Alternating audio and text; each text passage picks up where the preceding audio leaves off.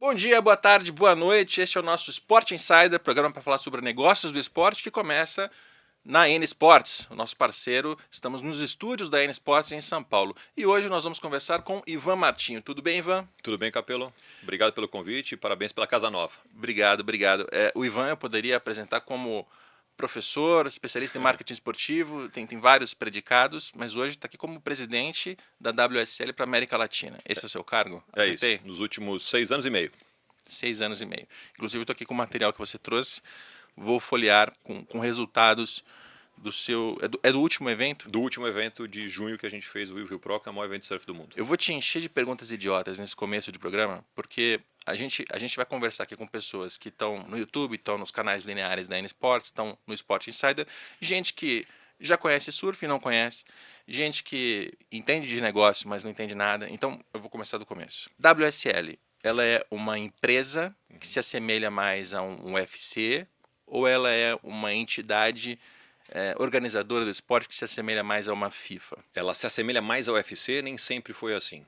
A entidade começou em 1976 como uma associação de surfistas que chamava IPS e passou a se chamar ASP, e que era basicamente uma associação de surfistas que organizava a participação desses atletas em eventos promovidos pelas marcas de roupa de surf. Billabong, Quicksilver, Rip Curl. Por que essas marcas faziam esses eventos? Como uma forma de promover a venda, criar aspiracional e promover a venda do boné, camiseta, roupa de borracha, bermuda e assim por diante.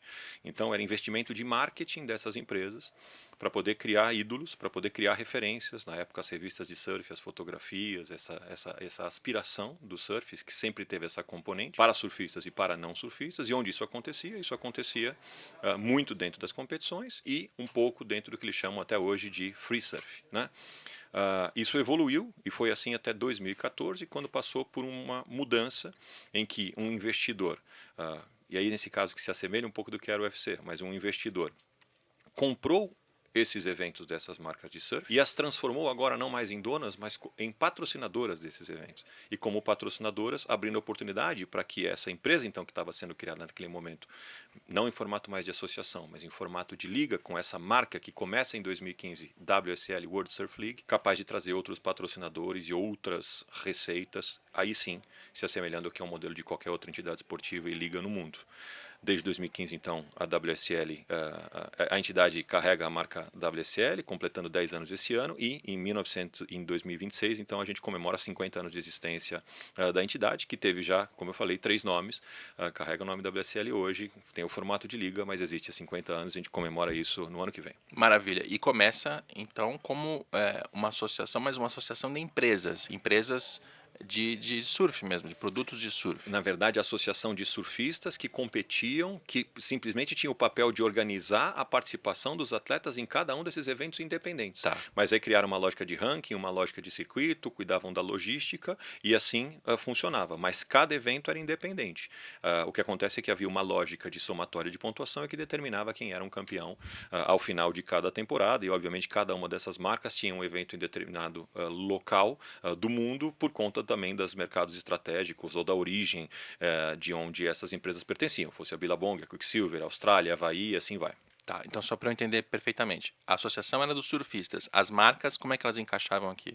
Era uma relação entre os dois de cooperação. Então, as marcas tinham os eventos e quem competia Ah, claro. eram os atletas. Os eventos eram das marcas e os Exatamente. atletas formavam a associação. Formavam a associação. Entendi. Exato. E era determinado quem era o presidente da associação, pelo grupo de atletas, e nesse formato existia essa cooperação entre os dois e determinava-se o campeão mundial. Vale dizer aqui algo que era muito interessante, que desde 76 até 2013 o esporte foi dominado pelos americanos e australianos. Então foi a era do Kelly Slater e do Andy Irons, né, que são os dois maiores nomes, né, por coincidência aqui 2 americanos, mas vários nomes australianos também, mas o Kelly Slater é 11 vezes campeão mundial e depois o Andy Irons, então um duelo que ficou muito famoso, mas até então os brasileiros eles já participavam, nomes dessa geração, mas que não tinham o mesmo sucesso que a partir de 2014 passaram a ter. A partir de 2014 o Gabriel inaugura a nova era que passou a ser conhecida como Brazilian Storm, que nas últimas 11 temporadas conquistou 8 títulos através de 5 surfistas. Então o Gabriel ganhou 14, 18 e 21, o Adriano de Souza ganhou em 15, o Adriano de Souza ganhou em 19, o Adriano de Souza ganhou em 15, o mineiro, né? Daí o Ítalo Ferreira ganhou em 19, depois o Felipe Toledo ganhou em 21 e ganhou em 22 e 23, estou perdendo as contas. 24 ganhou o John Florence e agora 25 nosso campeão Iago Dora. São 5 atletas brasileiros. O único atleta que quebrou essa hegemonia do Brasil nessas 11 temporadas é o John Florence, que é um grande atleta havaiano e que tem 3 títulos mundiais. Ele é tricampeão mundial. Então 11 títulos, o único que quebrou foi o John Florence, uma dominância sem referência e sem paralelo no esporte brasileiro. Que legal, que legal. A gente vai falar muito ainda sobre brasileiros e fãs brasileiros e como é que a gente está com o surf no mercado brasileiro, mas antes, assim, você me abriu um espaço para divagação, que é, se já nos anos 70 as marcas que tinham produtos para o público do surf enxergaram que precisavam ter eventos para estimular isso, porque muita gente acha e fala do marketing esportivo como uma coisa recente, né? Não, é dos anos 2000 para cá. Mas, e aí eu puxo o teu lado professor de marketing esportivo. Pô, pelo menos nos anos 70, a gente não está nem falando de FIFA e Copa do Mundo, a gente está falando de surf. Nos Estados Unidos, ok, que a gente sabe também que é um mercado à frente do seu tempo, à frente da Europa, à frente do Brasil. Mas já existia marketing esportivo maduro, né, nesse ponto. Sem dúvida, sem dúvida. Existe, na verdade, o que tem mercados mais maduros que os nossos, né, do que a gente está acostumado no Brasil a entender melhor essa relação de marcas no esporte ou as marcas de maneira estruturada, utilizando o esporte como plataforma de comunicação, mas isso acontece nos Estados Unidos, acontece, a gente fala nas aulas, né, acontece nos Estados Unidos, acontece na Europa, acontece até na Austrália há muito mais tempo, o que faz com que o mercado nesses locais sejam mais maduros e estejam, até o que faz com que a nossa comparação, muitas vezes, quando a gente compara o mercado brasileiro com esses mercados, não seja nem muito justa, né, porque o que acontece é que a gente é mais novo nesse assunto. Existem a maioria dos casos que a gente conhece de marketing esportivo no Brasil, eles são basicamente relacionados ao futebol e talvez o Banco do Brasil com vôlei, que é um caso muito incrível e que é provavelmente o patrocínio mais longevo da história do Brasil, que segue aí Banco do Brasil e CBV fazendo esse sucesso todo. Mas o marketing esportivo, sim, existe há bastante tempo, no surf ele já era uma referência e já com desafios interessantes, acho que a gente vai falar disso aqui, do ponto de vista de produção.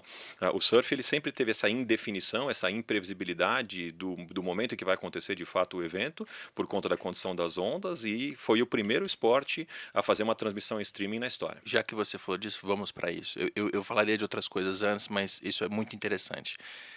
Inclusive, vindo para cá, dirigindo e pensando nas coisas que eu ia te perguntar, eu lembrei de estar assistindo a uma não é uma partida, um evento, como é que você chama isso? Uma prova de surf. Prova, e de ter o Everaldo narrando na Globo, eu acho que era a Olimpíada. Pode ser. E de ter um brasileiro sobre a prancha, esperando para disputar. Exato. E não tinha onda. Não tinha onda. E ele precisava assim de uma onda para passar para final, para ter uma chance. Eu acho que ele terminou em terceiro lugar. Minha memória isso aí. É ruim aqui. E aquela prova terminou assim, com o brasileiro sobre a água. E aquilo, quando a gente pensa na frustração do atleta, é uma coisa, mas quando a gente pensa no espectador, a gente também se frustrou. E eu imagino que o organizador da prova, o patrocinador, a emissora, todo mundo acaba frustrado porque o mar não ajudou. E por mais que todo mundo ajude a educar o espectador de que, olha, o mar é soberano, é a natureza que se impõe e tal. A turma quer ver ação. As pessoas querem ver ação. Como é que se lida com isso do ponto de vista de quem está organizando? Você se refere à semifinal dos Jogos Olímpicos, em que o Gabriel Medina enfrentava o Jack Robinson, e foi um dia à noite, um recorde. Aquele dia a Tati também ganhou a medalha de prata, o Gabriel perdeu a semifinal, foi disputar depois do terceiro e quarto lugar, ficou com a medalha de bronze, e foi um momento de calmaria no Tahiti, e o mar abaixou naquele momento, e foi algo, como você falou, um tanto quanto angustiante, porque a gente sabia que se o Gabriel pegasse a onda, ele provavelmente faria a nota que ele precisava, e a onda acabou não aparecendo.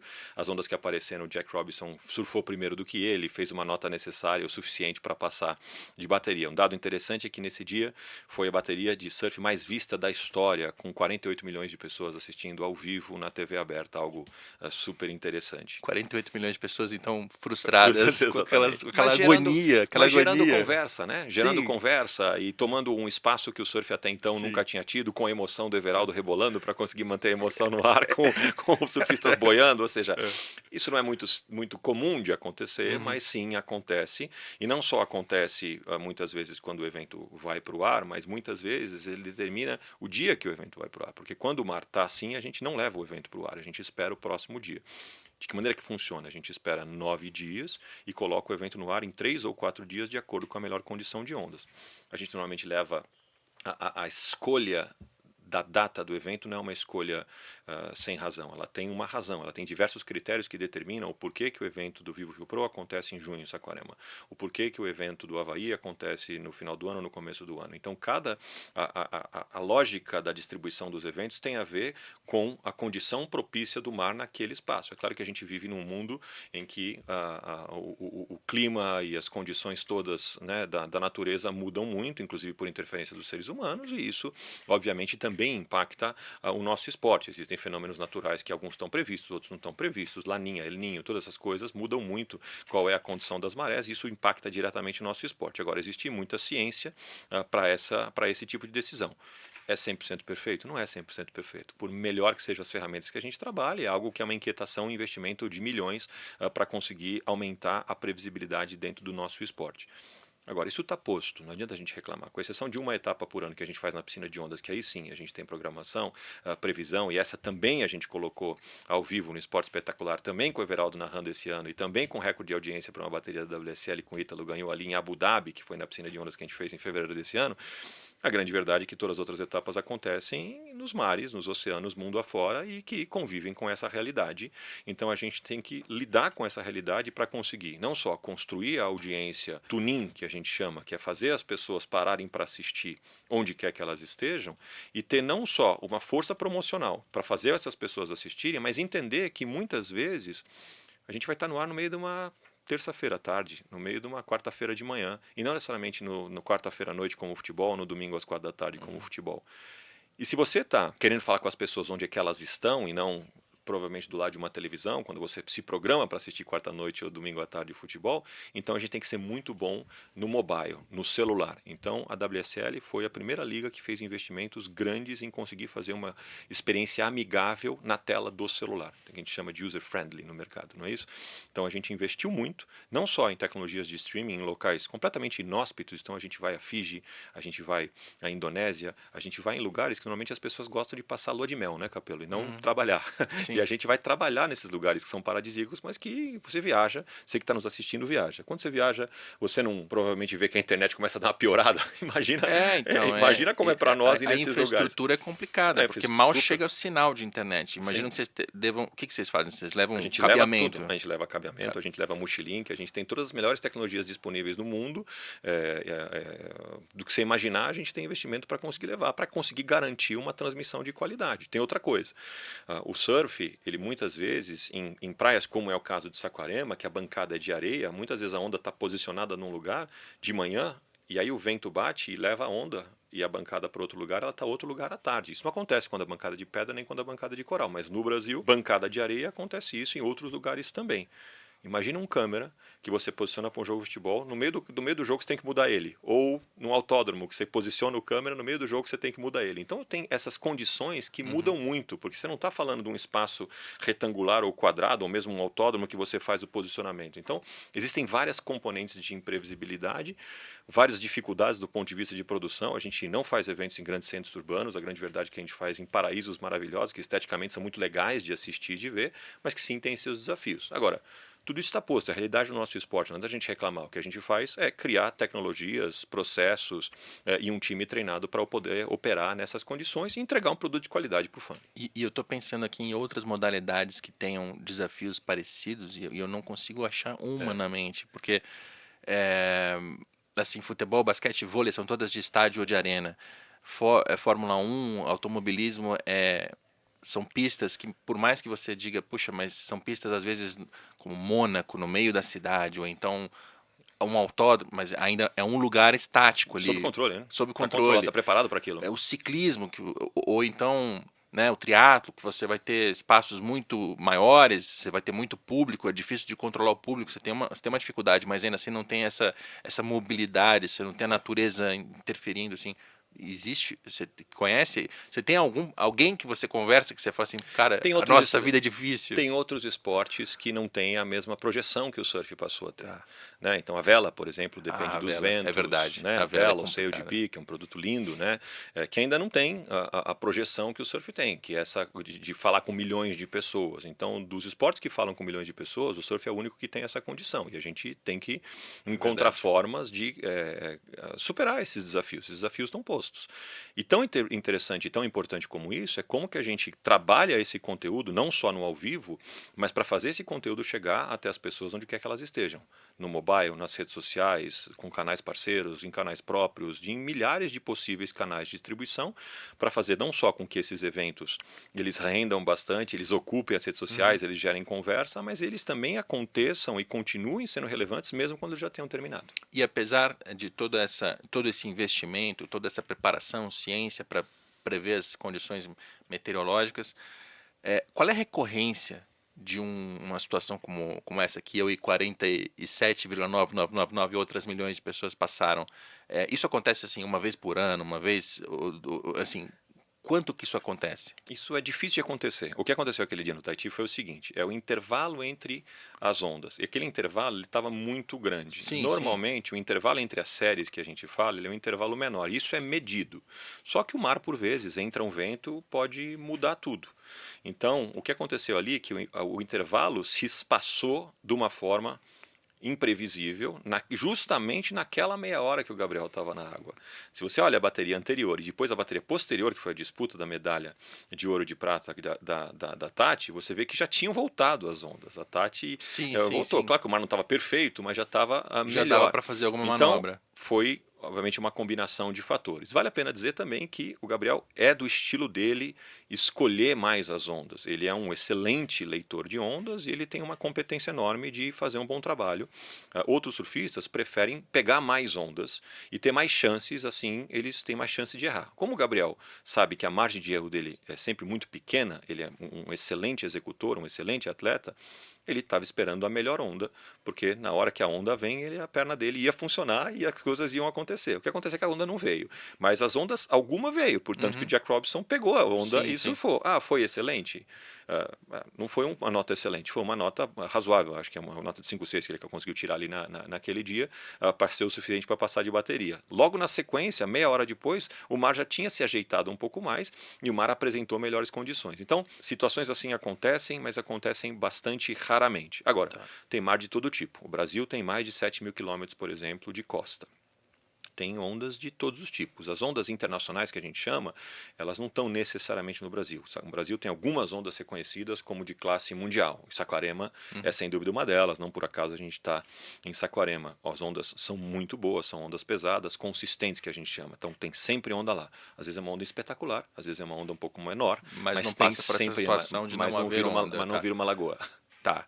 Não, onde eu queria chegar era justamente assim, de saber quantas vezes na sua rotina, às vezes você tem que virar para um patrocinador ou para uma emissora e tá nessa situação de um certo constrangimento e falar assim, puxa, não veio a onda.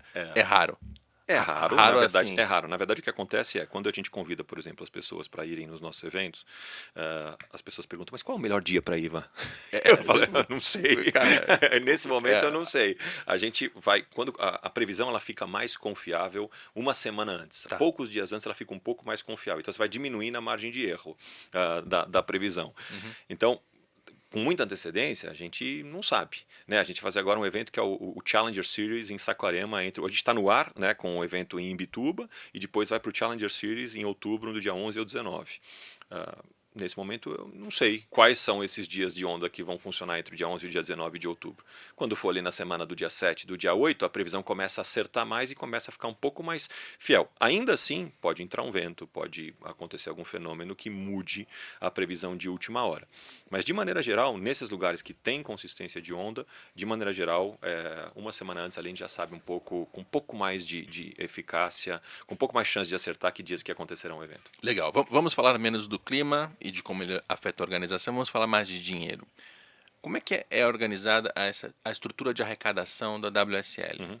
Direito de transmissão, patrocínio, Existe alguma cobrança do tipo bilheteria? Enfim, como é que o dinheiro entra na conta? De maneira geral, a gente é bastante similar ao que seria uma outra liga, que tem direitos de transmissão, como uma receita, patrocínios, aí depois tem obviamente a promoção dos eventos, e os eventos a gente cobra a inscrição dos atletas também, para que eles possam competir, a venda de merchandising, né, de a nossa loja, produtos e assim por diante, venda de alimentos e bebidas nos eventos onde a gente produz, em algumas praias sim, outras não, e a venda de hospitalidade em algum dos eventos. São poucos o que a gente consegue fazer hospitalidade ainda, é um produto que a gente vem desenvolvendo. Vale a pena dizer que a praia é pública, então a gente não cobra ticket. Então essa receita a gente não tem.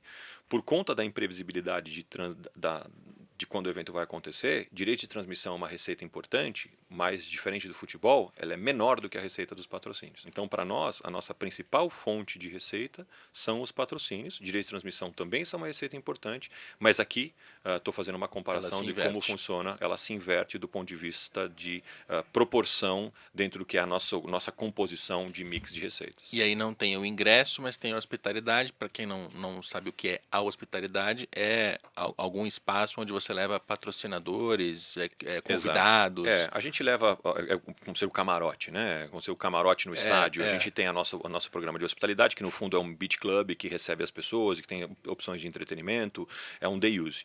O que é muito curioso é que a maior parte dos compradores desse produto são pessoas físicas, não pessoas jurídicas. Porque quando você vai num camarote da NFL, por exemplo, que teve aqui recentemente em São Paulo, foi um sucesso. As pessoas sabem quando vai acontecer. Todo mundo sabia que era aquela sexta-feira. Então, se você é uma empresa que quer convidar o seu cliente, você já sabe que você vai fazer o convite, ele provavelmente vai aceitar e já sabe que é aquela sexta-feira, você tem a van, vai levar, tem todo esse aparato por trás. No nosso evento, empresas têm mais dificuldade de convidar. Você não sabe se o evento vai ser no sábado ou na quarta. E quem manda nisso é o diretor de prova. Se tiver uma onda mais ou menos no sábado e no domingo e a onda boa tiver na segunda, é o diretor de prova que determina. Essa é uma decisão completamente independente e soberana. Não é? Eu muitas vezes adoraria colocar o evento no ar num domingo com a praia lotada em Saquarema, e por isso que a gente criou formas das pessoas ficarem na praia se divertindo, mesmo quando não tem competição. A gente faz treino fechado para os atletas, a gente dá um jeito, inventa alternativas, mas a grande verdade é que a decisão do diretor de prova é soberana e que, por mais que seja um domingo de sol com a praia com 40 mil pessoas esperando, se tiver previsão que a onda na segunda-feira está melhor que no domingo, a competição vai para o ar na segunda e não no domingo, porque isso é em prol do que é melhor para o esporte. A gente é a Liga Mundial de Surf. A gente precisa priorizar o que é o melhor espetáculo e a melhor condição para o atleta mostrar o trabalho dele. A decisão é sempre técnica ali. 100% das vezes. Isso é muito interessante. Porque até... Eu gostaria de influenciar mais. Claro. E nas outras modalidades também há muita discussão nesse sentido, assim... Quanto, por exemplo, o jogo do futebol deveria ser mais curto, porque as novas gerações já não aguentam mais ver 90 minutos. E a gente vê os dirigentes sempre dizendo coisas nesse sentido. Não, a gente deveria realmente mexer, deveria realmente mudar. Mas eu acho que nenhum desses esportes sofre, entre aspas, tanto quanto o que você está descrevendo aqui agora. Porque o jogo de futebol você sabe quando vai passar, você sabe o tempo que ele vai passar. Vai ter um acréscimo que às vezes passa um pouco do limite, mas é controlado. Não é como você ter uma praia lotada no domingo e passar a prova só na segunda-feira, porque na segunda vai sair a melhor onda, né? Sem dúvida. E lidando com isso, o que a gente fez foi criar uma gama de opções de alternativas de entretenimento que passam por ginástica, shows, ações na areia, ativações, show da esquadrilha aérea, tudo que você imaginar para trazer essas pessoas para a praia e oferecer entretenimento e condições de diversão para essas mais de 30, 40, 50, a gente chegou a colocar 70 mil pessoas na praia de Saquarema, uma cidade que tem 90 mil pessoas, a gente tem uma parceria incrível com a prefeitura, né, e a cidade também, a comunidade nos recebe também, mesmo sem evento. A gente dividia, o surf se divide em day on e day off, né? Day on é quando tem competição, tem onda, então tem competição, e day off é quando não tem onda, então não tem competição. A gente trocou o day off e criou o day end, então não existe mais day off, a gente criou o day end. Então ou é day on, ou é day in. In é o que a gente chama de entretenimento. Então, o dia que não tem competição, tem entretenimento. E a gente envolve os atletas nisso. Eles vão lá e fazem sessão de autógrafo, eles participam de brincadeira, eles fazem treinos fechados, a gente fecha o line-up para que eles possam treinar tranquilamente, a gente faz uma apresentação, a gente faz uma série de coisas que entretêm o público, mesmo quando não tem uma condição de ondas suficiente para que a competição vá para o ar. A complexidade da modalidade, ela te obriga a ser mais inventivo? Você acha que... O tempo inteiro, né? O tempo inteiro. Primeiro, por uma questão mercadológica. Eu acho que o mercado ele se reinventa o tempo todo. Existem milhares de alternativas de consumo de entretenimento hoje em dia, de esportes tradicionais, de esportes não tradicionais, de games, de modificações de esportes existentes, caso da Kings League, por exemplo. Ou seja, está todo mundo tentando disputar. Esse filão com quem o surf mais se comunica e que é conhecido por isso e que tanto atrai os nossos parceiros comerciais, que é a geração Z, ele é muito disputado. Então, e a geração Z também, ela é bastante, me parece, ansiosa e um tanto quanto tem uma tendência a ter baixa fidelidade. Então, se você não tiver a capacidade de fazer mudanças constantes no seu produto, entender o que a audiência pensa, entender quais são os seus diversos tipos de perfil dentro da sua audiência, porque a gente sim tem o surfista mais core, o outro que é mais casual, um que gosta, mas não pratica, um que pratica, um que gosta, mas gosta do perfil dos atletas, mas não entende exatamente o que está acontecendo dentro da água, mas não importa.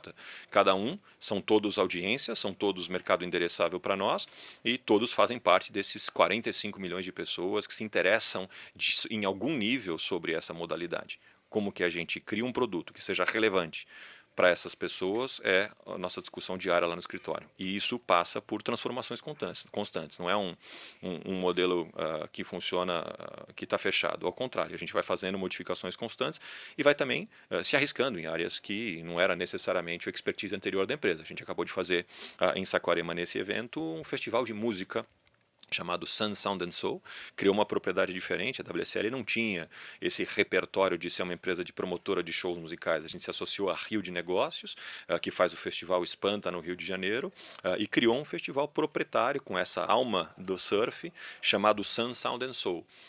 Que aconteceu como uma festa de abertura, funcionou como um grande kick-off para o evento de Saquarema esse ano. Foi no dia 19 de junho, ali no dia do Corpus Christi, que a gente tinha um feriado. A gente vai se reinventando, a gente se inventa um monte. A gente trouxe a Altinha, que é uma atividade de praia muito presente em toda a costa brasileira, e faz torneios de Altinha dentro do nosso evento. A gente faz shows de música, a gente faz outros shows de tipo de entretenimento mais infantil, a gente fez corrida de rua, a gente criou um mascote. Tudo que você imaginar que são, às vezes, em outras propriedades, talvez um pouco mais maduras, como é o caso da NBA ou da NFL, que estão há mais de 70 anos trabalhando o produto deles, para o Brasil e para a nossa realidade, a gente vai fazendo essas transformações. O que muda bastante, eu acho, quando a gente fala de ligas internacionais atuando no Brasil, e aí a gente tem várias, tem o UFC, tem a própria NBA, tem a NFL que chegou mais recentemente, a Kings League também chegou recentemente.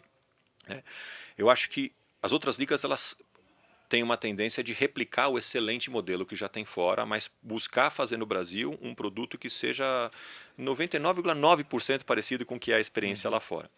Aqui no Brasil e na América Latina, a gente faz diferente na WSL. A gente conseguiu criar um modelo que está sendo exportado. E por que aconteceu isso, Capelo? Você falava de receitas. Porque esse esporte ele derivava de receitas que vinham basicamente dois tipos de investidor, do ponto de vista de patrocínio.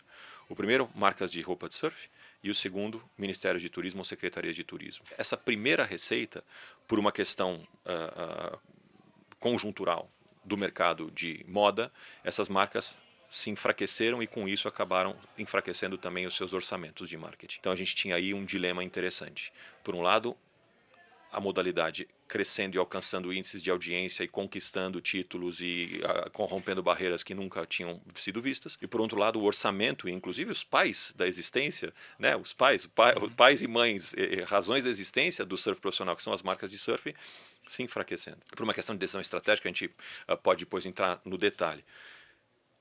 Então, para isso continuar crescendo, ele precisava, como qualquer esporte de alto rendimento, de financiamento. Ele precisava buscar investidores diferentes. E aí nós fomos fazer ajustes no produto para que nós fôssemos capazes de atrair marcas que estavam no futebol, atrair marcas que estavam em outros esportes mais tradicionais, vamos dizer assim, para não dizer mais maduros. Foi com isso que a gente conseguiu trazer a Corona, a Red Bull, a Vivo, o Banco do Brasil, a Natura, a Unilever com a marca Mãe Terra, a Suplay, que é dona das marcas Probiótica e Dr. Peanut, Apple Watch e Yeti, e aí uma enormidade de marcas, além de continuar com as parcerias com marcas existentes, com secretarias de turismo, como é o caso da Prefeitura de Saquarema, como é o caso das prefeituras onde a gente faz os eventos, o governo do Estado do Rio de Janeiro, que a gente usa uma parte do recurso vinda da lei de incentivo do ICMS e assim por diante. O produto foi se transformando de um jeito a conversar com um público muito maior, a ponto da gente conseguir esse ano algo que, na minha opinião, marca a história e prova o sucesso do modelo e prova a tese do que a gente começou a fazer 6 anos atrás, lá em 2019, quando eu entrei. Nós trouxemos a Riachuelo como patrocinador. E a Riachuelo é a primeira marca de moda da história que não tem o DNA surf a patrocinar um evento de surf, a patrocinar a plataforma. A gente não fala de evento, a gente fala da plataforma, porque é uma entrega que dura todo o ano inteiro, a ser patrocinadora do surf, sem ter o DNA do surf, no mundo inteiro. Então isso eu acho que prova, Riachuelo, que é uma empresa de fast fashion incrível, orgulhosamente brasileira, que tem mais de 300 lojas no Brasil, um grupo admirável, né, econômico brasileiro. Trazer a Riachuelo eu acho que é uma conquista muito interessante, porque ela é simbólica nesse aspecto de que ela não tem o DNA de surf, é uma empresa de fast fashion que vende para todo mundo no Brasil todo, e ser o nosso patrocinador nos traz muito orgulho, né, por trabalhar com uma empresa desse nível, mas ao mesmo tempo também um fato curioso que mostra o quanto esse modelo se transformou a ponto de trazer marcas desse gabarito. Até quando a gente ouve você falando os patrocinadores, a lista de patrocinadores, aliás, essa é uma análise que qualquer um pode fazer de maneira rasa, eu sei, mas sou jornalista, não sou especialista como você. Quando a gente ouve marcas que não são ligadas ao core business da modalidade, isso já é um sinal de sucesso, né? Por exemplo, você está trabalhando com eSports, a patrocinadora é a Intel, faz todo sentido, claro. porque é a marca endêmica que a gente chama. Isso, é a marca de processador de computador, então faz todo sentido que ela esteja patrocinando. Agora, quando você ouve McDonald's, significa que aquele esporte ele cresceu tanto que ele atraiu uma empresa que se não é endêmica, ela é... Não endêmica, pronto. Então, e você citou várias marcas que não são do mundo do surf, e a Riachuelo, ela não é uma marca que tem roupas de surf, mas que ela traz o mundo têxtil dela, né, para o surf. Então é de fato uma conquista bem interessante. Deixa eu aproveitar e puxar um ponto da sua resposta, que foi sobre as gerações, para a gente entender mais sobre o perfil dos torcedores. Você falou sobre geração Z e como os esportes têm que se adaptar a essas gerações. Geração Z, eu até me perco nas letras, geração Z, geração Y, quem nasceu quando. Eu acho que eu sou Y, mas eu não tenho muita certeza, eu sou de 89. Eu tendo a ter um pouco de receio com as generalizações em relação aos públicos, porque uma pessoa que nasce no mesmo ano no Brasil, ou nos Estados Unidos, ou na Europa, ou na África, ou na Oceania, já é muito diferente. Se você quebrar por classe social, então, uma pessoa mais pobre, uma pessoa mais rica, ela vai ter... É muito diferente, mas enfim, você estuda isso. Quanto que você enxerga nessa geração mais jovem, que a gente às vezes rotula como uma geração que é ansiosa, acho que foi essa palavra que você usou, que não assiste algo por longas durações, mas ao mesmo tempo está em podcasts de 3, 4 horas e vê tudo. O que você já identificou nessa geração mais jovem que deva, o gestor de esporte, do surf e de outras modalidades, deva prestar atenção? E como é que isso afeta a tua rotina? Primeiro, eu acho que é a relação direta com os ídolos, né? Então, assim, essa relação que, através das redes sociais, dá uma sensação de que você é o amigo do ídolo, né? Então, essa relação quase íntima que se cria, né? Porque do lado de quem está do lado do criador de conteúdo, ele precisa ali narrar a vida, né? Precisa narrar a vida, o que está acontecendo. Vai na academia, briga com o marido, vai na festa, tem que narrar, porque esse aqui é a história da criação de conteúdo, esse que traz engajamento, tem lá um playbook dos criadores de conteúdo, seja você atleta, artista ou criador de conteúdo original, digital, nativo, tem que fazer isso aí. Não tem jeito, que é assim que as pessoas querem, os fãs querem, então é desse jeito que funciona, o algoritmo premia quem faz isso. Isso, obviamente, cria uma hiperexposição, mas cria essa relação da pessoa. Eu conheço tudo da vida dessa pessoa, acompanho ela não me conhece, mas eu conheço ela. Então, primeiro, essa conexão. Isso é diferente da nossa geração, né? Eu sou X e você é Y, de acordo com esses estudos aí. Na minha geração X, eu assistia lá o esporte e depois eu ficava esperando para ver o meu ídolo de novo jogar no domingo. E eu não sabia muito o que tinha acontecido com ele durante a semana. Talvez através do setorista lá que ia cobrir o futebol e tal, se eu assistisse o Globo Esporte, alguma coisa assim, mas não era essa frequência. Eu não sabia, né? Via meu ídolo em campo e depois via o meu ídolo, talvez, dando uma entrevista na coletiva de imprensa, dando uma entrevista uma vez por mês numa revista qualquer. Mas assim era. Agora não. Então essa aproximação, essa identificação com os ídolos é algo que mudou bastante do ponto de vista do tipo de consumo. Depois, e aí como que a liga, como que a marca da liga entra nessas conversas é o primeiro desafio. Depois é a questão dos formatos curtos. Se você, assim como eu, assistiu o jogo de futebol 90 minutos mais o intervalo, não saia da frente da televisão, sozinho, ou com o seu pai, ou com a sua mãe, com quem que fosse que você aprenda a gostar de bola, a grande verdade é que essa geração provavelmente não faz mais isso, né? O aspecto gregário da televisão nas casas, né, agregador, que faz todo mundo sentar na frente da televisão para assistir, esse o aspecto está cada vez mais... Cada vez menor. Cada vez menor. Então a televisão não é mais aquele o centro da casa, o centro né? da casa que todo mundo se reúne em frente. Cada um está na sua própria tela, inclusive consumindo de canais diferentes. Uma mesma pessoa, talvez um pode assistir na Globo, outro no Cazé TV, agora no Jaé TV ou na N Sports, porque entende quais são os diversos tipos e cada um vai me agradar mais, cada produto vai me agradar mais. A transmissão da ESPN me agrada mais, a transmissão do próprio canal da WSL me agrada mais, ou da Sport TV. Tem oferta para todo mundo. Mas se a TV linear só vai transmitir um, então talvez a pessoa que escolher chegou primeiro na TV ali vai escolher o que vai na TV, ou talvez assista a mesma coisa, ou talvez nem esteja assistindo, está mais preocupado em interagir, seja através do Twitter, seja através de onde for. Então, a questão da interação em segunda tela e a questão de você entender como que mudou esses formatos e esse consumo mais em formato curto e não mais talvez os 90 minutos ou toda a duração é algo bastante importante. E depois é aí também a relação de como que as marcas patrocinadoras, dentro desse aspecto tão fragmentado e de uma nova forma de consumir esporte, podem fazer parte disso de uma maneira verdadeira. As gerações anteriores, eu penso que eram menos críticas ou talvez davam menos feedback em relação a uma ação talvez meio oportunista de uma marca ou de outra ao se aproximar de um esporte. Hoje em dia tem juízes e bandeirinhas ali de olho na audiência. Se uma marca tenta fazer uma interpelação, uma inserção errada, com uma mensagem mal colocada, com uma mensagem mal pensada, e a gente tem vários exemplos, logo ela está cancelada nas redes sociais. É quase que um tribunal ao vivo ali de julgamento, o que cria também um desafio para quem está do lado do promotor, porque obviamente você depende desse recurso.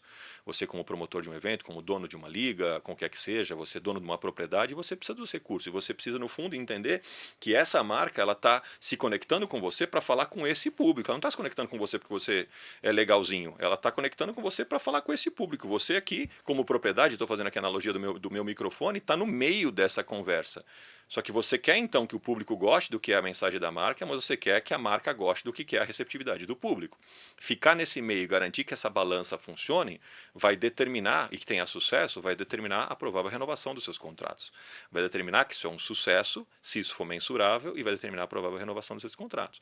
Então, garantir que essa conversa aconteça de uma forma fluida, que realmente gere os resultados para quem está investindo e realmente seja receptiva sem você ofender ou incomodar a audiência que te assiste, que é fiel a você, é um desafio novo e que todos os dias tem acertos e erros e que precisa ser sendo corrigido ao redor do tempo. Por isso, você tem que se preparar com profissionais que estão prontos e preparar com 24 horas no ar. A grande verdade é que é o que a gente chama de real-time marketing. Não tem mais. A gente faz a inserção. Antigamente as marcas faziam inserções no intervalo e estava tudo certo. Não tinha ninguém trabalhando de final de semana. Tinha quem está trabalhando no jogo, né? Mas não do ponto de vista do war room, que a gente chama, de acompanhar o que está acontecendo em tempo real.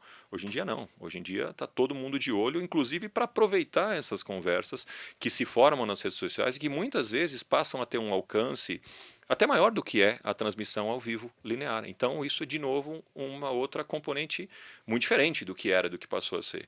Por maior que seja a audiência na televisão, essa audiência estendida, essa conversa estendida que se gera nas redes sociais, nas diversas redes sociais, aqui não estou falando só do Instagram, também do TikTok, também do Twitter, que pode perdurar, de um evento que aconteceu no domingo, pode perdurar até quarta, quinta-feira, é muito valiosa se você souber aproveitar. Mas para isso você tem que ter um time preparado, não é oportunismo, é preparação para aproveitar o que vai acontecer. Não vale só, inclusive, para o esporte. Quem faz, talvez, um dos produtos que melhor faz essa interação é o Big Brother, que não deixa de ser uma competição, mas não é um esporte, é um reality show. Mas o que acontece naquela casa, que tem 14 pessoas interagindo, aparece no celular de todo mundo, de Sim. algum jeito, com nomes de, às vezes, se você assiste o programa, você sabe quem é, se você não assiste, você não sabe quem é, mas de algum jeito alguém tá falando um fulano do Big Brother que falou alguma coisa na casa. É sobre isso que eu tô falando. Como que um negócio que aconteceu lá entre 14 pessoas numa casa, que é um estúdio, na verdade, está sendo filmado, está sendo distribuído de uma forma que até quinta-feira, até sexta-feira da outra semana, está ouvindo o que a pessoa falou numa conversa, se for algo que for relevante, de pé do ouvido ali num momento do reality show. Não, e às vezes a conversa nem é tão relevante assim, mas ela perdura e ela chega a espectadores quase de maneira involuntária, Exato. porque eu não assisto o BBB, mas eu sei de algumas coisas que acontecem no BBB porque essa conversa se estende.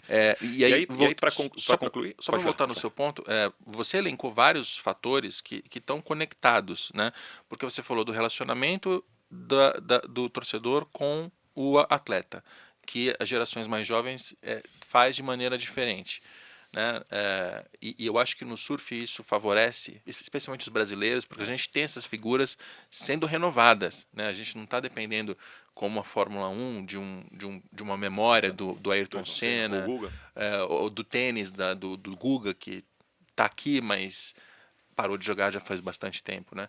Então essas figuras estão sendo renovadas, isso é muito bom. Mas a maneira como esse jovem se relaciona com esse atleta é diferente. Você está falando da segunda tela, que as gerações mais antigas têm dificuldade ali de conciliar essas telas todas os mais jovens não.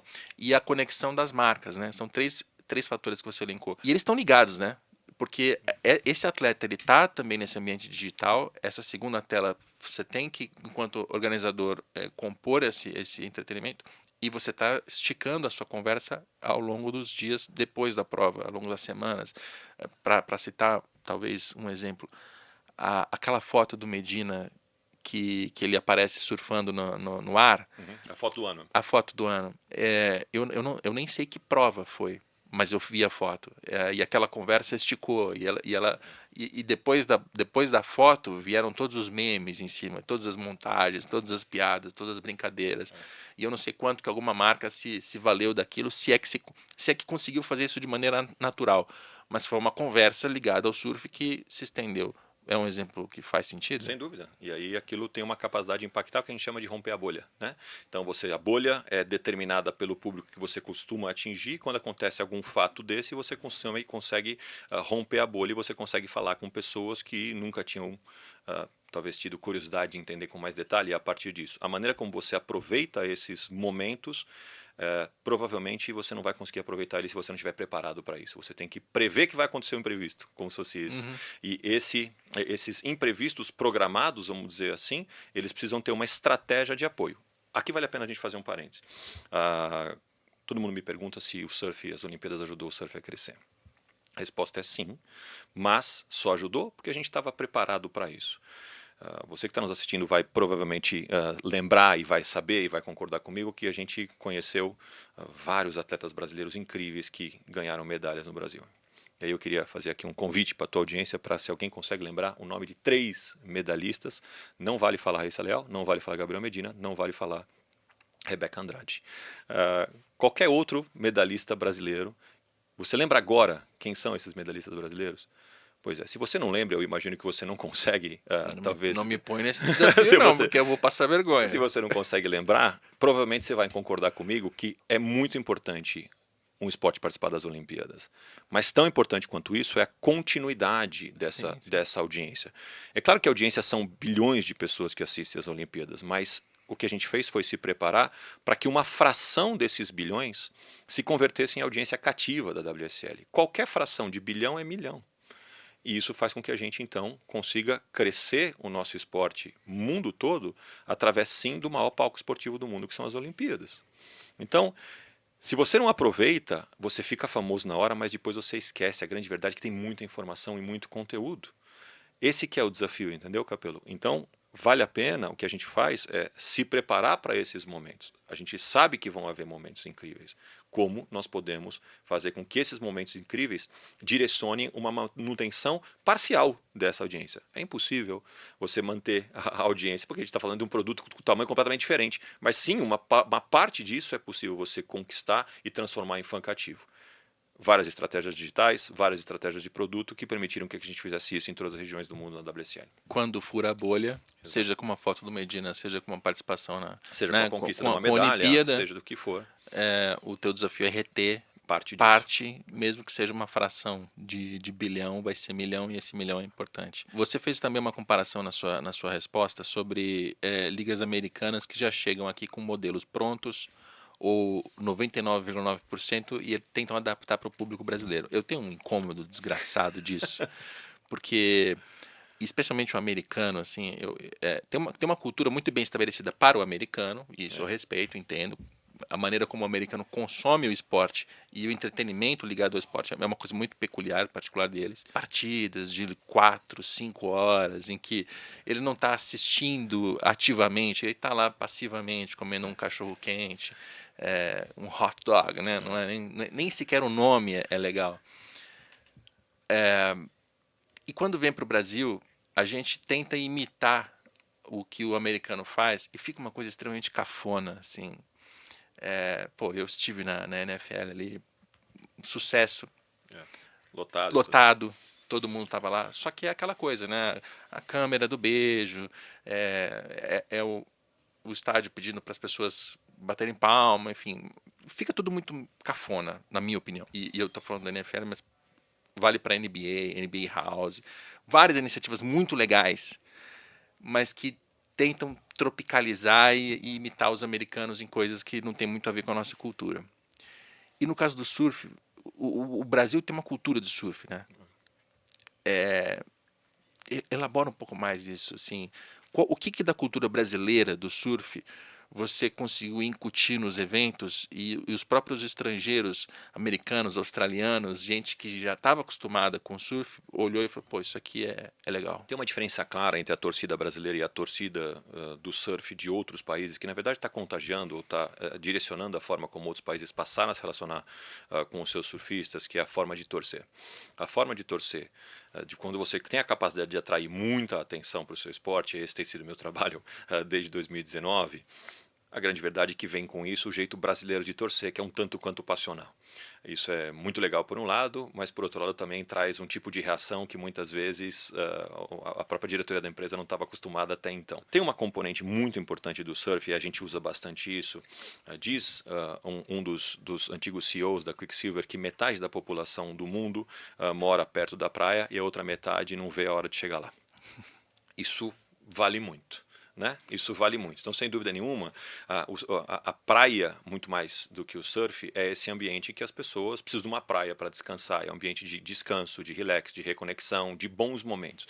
É muito difícil alguém que teve maus momentos na praia. As pessoas pensam em praia como um paraíso, como um lugar para descansar, como um lugar para se divertir, como um lugar para tomar seu sol, fazer seu esporte, passear, ver seus amigos, brincar com seus filhos. Isso tudo compõe um cenário muito favorável, obviamente, e aí tem também um jeito diferente do brasileiro e a praia, do americano e a praia, ou do australiano e a praia, quem viaja sabe. Né? O jeito brasileiro de ir à praia, que de novo essa questão agregadora, o vendedor ambulante, tudo isso é uma realidade brasileira. Isso não é necessariamente assim em outros países. Aliás, vai até o Uruguai, você vai ver que já é um pouco diferente ali, né? Que tá aqui do lado, no país que faz margem para o Brasil, vai à Punta del Este, que você vai ver que o jeito é um pouco diferente ali de ir à praia do que faz o brasileiro. Então, entender quais são essas componentes, por exemplo, a gente teve aqui o Mundial de Clubes durante o nosso evento que aconteceu entre o dia 21 e dia 29 de junho. A gente simplesmente colocou a transmissão de Palmeiras e Botafogo nos telões da praia. A gente pediu autorização e colocamos a transmissão lá para todo mundo ver. O evento tinha parado no dia, fizemos uma espécie de uma fanfest improvisada e todo mundo ficou na praia assistindo Palmeiras e Botafogo naquele jogo eliminatório do Mundial de Clubes. Então, mas é ruim ter Mundial de Clubes, vai tirar a atenção. E se a gente juntasse as duas coisas? E a gente juntou as duas coisas. Mas eu colocar um jogo de futebol no meio, se explicar isso pro meu chefe, ele acha maluco. Quando ele vê a praia lotada, as pessoas torcendo com roupa do Palmeiras, com a uniforme do Palmeiras e do Botafogo, ele fala, entendi que você estava certo. Isso é conhecer o que é a sua audiência, isso é conhecer quem é o seu público e fazer adaptações que sejam verdadeiras para o público brasileiro. Obviamente, quando a gente começa a crescer e trazer novas componentes importantes para um evento para ele ficar desse tamanho e para o nosso produto, É claro que vai ter alguém mais purista que vai falar isso não é surf. Alguém mais purista, o mesmo purista que chega e reclama que o Maracanã foi reformado, Perdeu a alma, perdeu a aquele alma, o cimento já não é Maracanã, mais o mesmo. exatamente, tem isso aí. Essa praia já não é mais a Essa praia já minha. não é mais a Entendi. mesma, esse negócio não é mais o mesmo. Então também tem que saber lidar com isso. Normalmente esses apaixonados, eles são bastante barulhentos também. Então, do mesmo jeito que quando vai lá reformar o Maracanã, você vai no Maracanã hoje, parece um shopping center. Antigamente não tinha nem o festival do Visão Parcial, o Maracanã. Mas tem os seus saudosistas, não tem? Então, quando você fala com paixão, é muito difícil agradar todo mundo. O que a gente tem que ter a noção é de que a gente tem um negócio. E quando você tem um negócio, você precisa correr riscos, você tem metas para crescer, seu executivo executa uma estratégia, cria uma estratégia, executa essa estratégia, e obviamente a gente tem que ter métricas para entender se está dando certo ou dando errado. O que está errado, a gente tenta tirar rápido do ar, tentar corrigir e ir para frente. Mas esse apetite por arriscar, por ousar e entender que a gente não vai ser unânime, faz parte do jogo. E uma questão ainda que você falou sobre a fusão de esporte, entretenimento e música. Até lembro que uns meses atrás você me falou sobre Saquarema, que ia ter o festival de música, e você mandou o flyer com as bandas que iam tocar. Legal. E eu só conhecia Cidade Negra. Tocou Cidade Negra, não tocou? Tocou Cidade Negra, tocou Gabi Melim, tocou Felipe Ret, mais artistas locais. Perfeito, eu só conheço Cidade Negra. Assim, eu me senti velho. Eu percebo que eu estou ficando velho rapidamente quando isso acontece. Como é que é? Aí você fala do saudosismo e do cara que reclama dessas misturas todas. Assim, você está montando um show junto de uma modalidade, aí você tem o saudosista, você tem o jovem, assim. Como é que é fazer essa organização de um evento musical junto, enfim? Essa composição tem a ver com isso, né? Tem quem gosta do Tony Garrido, e a gente viu ali o perfil mais Tony Garrido, e depois o Felipe Ret, que é uma estrela do trap da nova geração, e que lotou. Veja, a maior parte do nosso público da audiência é o público da geração Z, é por esse público que vários dos nossos parceiros estão conosco. Então, a gente tem que olhar e alinhar as coisas, mas existe sim uma parcela do público que tem outras idades, e é o praticante do surf, tem o não praticante do surf, tem o pai e filho, tem todo tipo. A gente tenta fazer um produto que seja interessante para a família. Né? Então, e dentro da componente família tem tudo, tem jovens que vão lá, e Saquarema inclusive virou um destino cultural, então tem muita gente que não conhecia o surf, mas vai lá porque vai pela festa, porque vai para azará, porque tem menino e menina bonita, porque tem festa de manhã, tarde e à noite, e vai passar a semana porque quer fazer história, e vai com os amigos da faculdade, então isso, Saquarema virou esse destino cultural. Não importa o motivo que as pessoas vão, o que importa é se elas consomem e se elas têm a oportunidade de, ao estar lá, conhecerem do que é o nosso negócio principal e essencial e a nossa origem e a nossa razão de existir, que é a nossa modalidade, o surf. Então, no fundo, o que eu entendo, isso como diversas iscas para atrair mais atenção. A gente tem a pretensão de que esses milhões de pessoas vão se tornar praticantes? Não, não tem a pretensão, não é esse o nosso objetivo. Assim como a Fórmula 1 não tem objetivo e nem a pretensão de achar que as pessoas vão se transformar em pilotos de carro e pilotos de Fórmula 1. Mas a gente sim tem a pretensão de trazer mais atenção para esse público, para esse esporte. Essa atenção para o esporte, quando eu falo esporte, tem a ver com a liga, mas tem a ver especialmente com os atletas, não só esses atletas, mas também os atletas da nova geração, porque assim como no futebol tem essa curiosidade, essa discussão de quem que é o próximo Neymar, no surf também tem a discussão de quem que é o próximo Gabriel Medina, o próximo Ítalo Ferreira, o próximo Felipe Toledo, e isso vai gerando essa continuidade sistemática para fazer com que o esporte continue em alta e não passe por um vale se por um acaso essa geração se aposentar. O Iago Dora é uma grande notícia para o surf. Ele é um nome da nova geração, que não é o Gabriel, não é o Felipe, não é o Ítalo, não é o Adriano de Souza, e que acaba de ganhar o título mundial brasileiro, o 5º brasileiro a conquistar, como você falou, uma referência de 5 atletas brasileiros já que conquistaram o título mundial, que é o ponto mais alto possível dessa modalidade. Então essa construção é que a gente entende, ou que eu entendo, que vai dar perenidade para esse esporte, para de fato colocar ele em um outro patamar, para ele nunca mais voltar a ser um esporte pequeno. Maravilha. Para a gente fechar, eu estava lendo entre notícias recentes que tem uma nova Chief Revenue Officer na WSL, a Nicole Hetzger. É isso aí.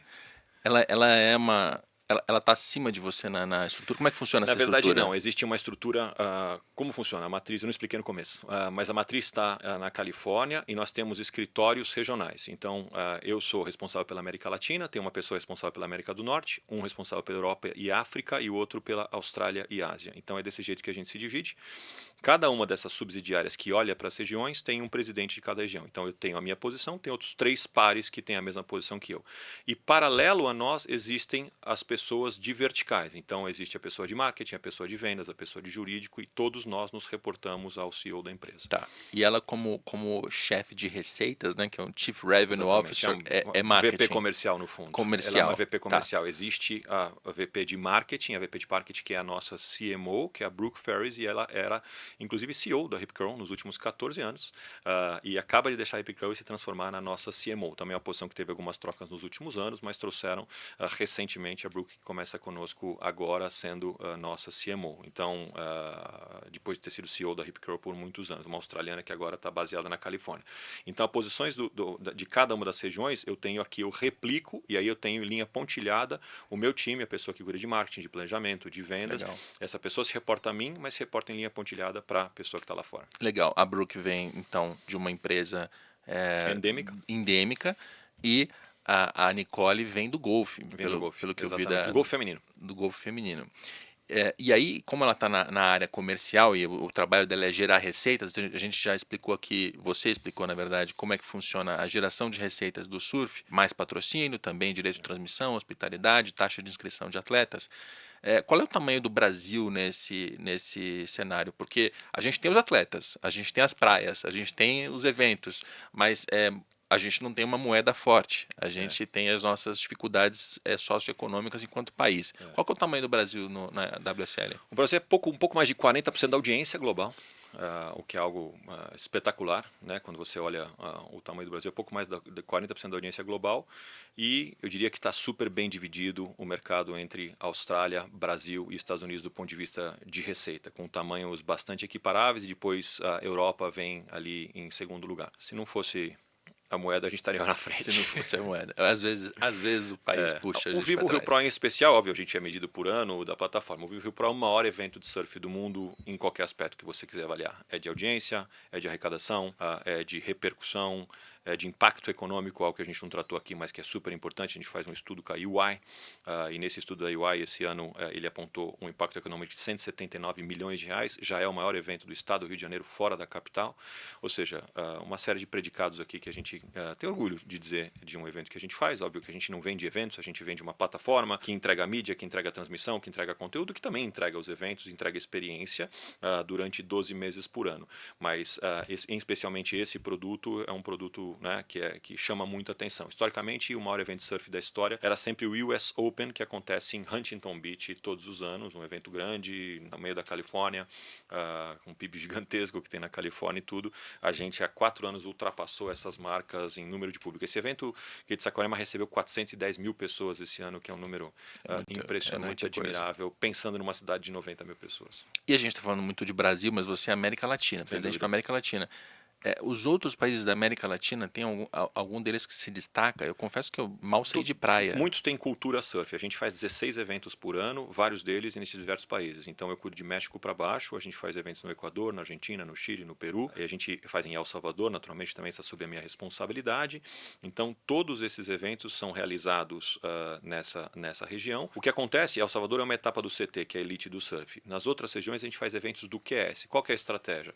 Nós construirmos ainda mais a cultura surf. Ali existe uma cultura surf praticante, não a cultura surf audiência. Então, cada vez mais a gente, através desses eventos, irmos construindo a cultura surf além dos praticantes, para criar uma massa crítica, para atrair marcas diferentes e poder levar eventos maiores. Então, acho que é uma construção. A gente já faz esses eventos do QS, que a gente chama, que é o Qualifying Series, nesses vários países, alguns diretamente, alguns com parceiros locais que são eventos licenciados. Então, é um estágio de desenvolvimento do mercado que ainda é anterior ao Brasil. Exatamente. Aí a gente investe em fazer transmissão em espanhol, em criar conteúdo em espanhol também nas redes sociais, em trazer parcerias. ESPN Plus é nosso parceiro na América Latina. Então, obviamente, colocando o pé. A gente vê bastante quando uma liga americana vem ao Brasil, um pouco de como que é essa construção. A gente faz a mesma coisa em outros países e faz eventos de categoria. E eu falo, por que eventos menores? Porque eles custam menos, na verdade. Claro. E porque também tem atletas dessa nacionalidade que ainda não estão no nível de competir na elite,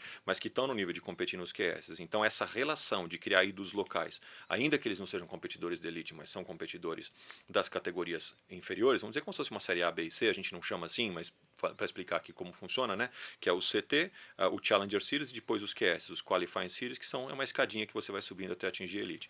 No Qualifying Series existem muitos peruanos competindo, existem muitos argentinos competindo. Então, dar a oportunidade de criar essa relação do público local com o atleta local é o que vai fazer esse acompanhamento e fazer com que esse argentino daqui a alguns anos chegue na etapa na elite mundial, ou um peruano, assim como o Luca Messina já conseguiu chegar, e assim vai. Existe uma atleta peruana campeã do mundo, Sofia Mulanovic, surfista feminina, uma referência. Então, o Peru é uma referência grande de surf e grande ainda, um dos países que melhor faz e que tem atletas peruanas no feminino muito, muito, muito competitivas. Bom, e se você que está assistindo a gente está impressionada com a desenvoltura do Ivan Martins, é porque além de presidente da WSL, de saber tudo sobre surf e também sobre patrocínio, ele é host de podcast. Ele tem o Patrocinei. O Patrocinei. Onde dá para ouvir o Patrocinei? Todas as plataformas.